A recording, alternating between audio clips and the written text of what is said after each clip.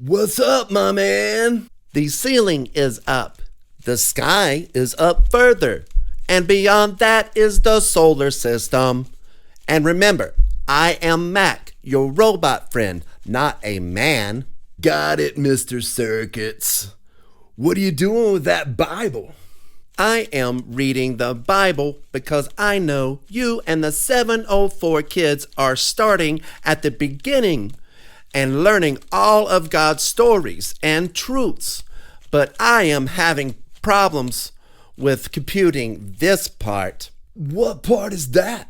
The part where God lets the tree of knowledge of good and evil be in the garden, but won't let them eat it. Seems like God would only put a tree in the garden that they could eat from. This seems illogical. Insufficient data. Yeah, I sometimes think about that tree myself. I wonder why they just couldn't leave it alone. But I guess people always want things they can't have, especially when they believe lies that other people with bad intentions tell them. I guess we don't want to miss out or be left out or something. Running analysis. File incomplete. Why would anyone want what they can't have? Well, people might want things they can't afford, like a fancy sports car. Or they might want something that's not good for them, like eating chocolate cake for dinner. Nom, nom, nom, nom, nom. Anyway, I guess robots probably don't desire things like that. It's the lack of feelings and brain stuff, I guess. So when I see commercials on TV, those are things that people want but can't have? Yes, that's right. That's one way others try to tell us things that we need, but most of the time we really don't need them.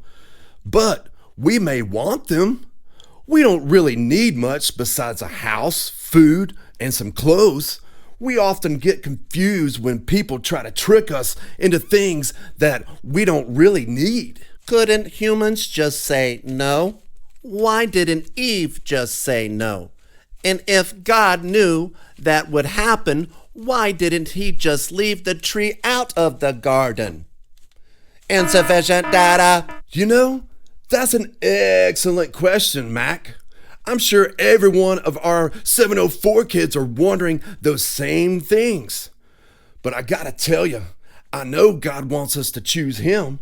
And if we didn't have choices, then we couldn't learn from our mistakes to eventually choose good over evil. Whoa. Very interesting.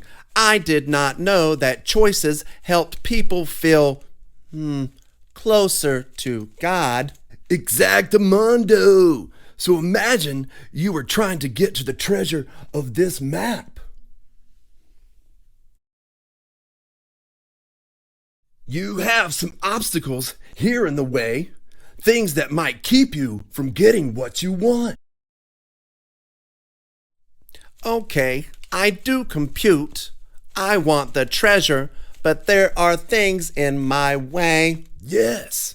And then once you get around an obstacle, you get even closer to the treasure. But how will I know which way to go? Who will give me my code? My programming?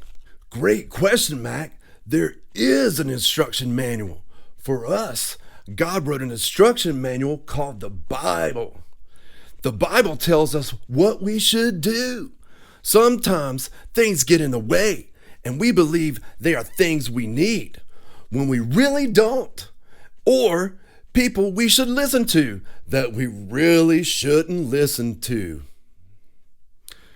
He doesn't make us follow the Bible, though, because he wants us to see that God was the treasure we were really looking for all along. Does that make sense? I think so. I can read the Bible and find the treasure if I don't fall into temptation or let myself believe lies.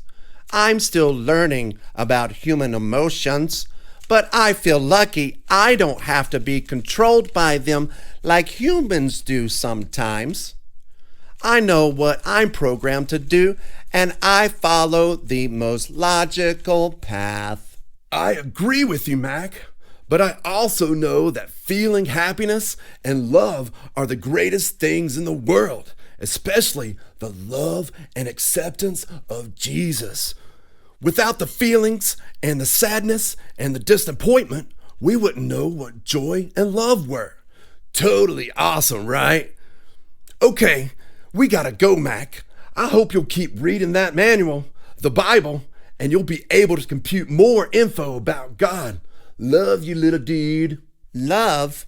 My data file on love is still incomplete, but I will try to duplicate your love feelings by performing a human ritual called hugging.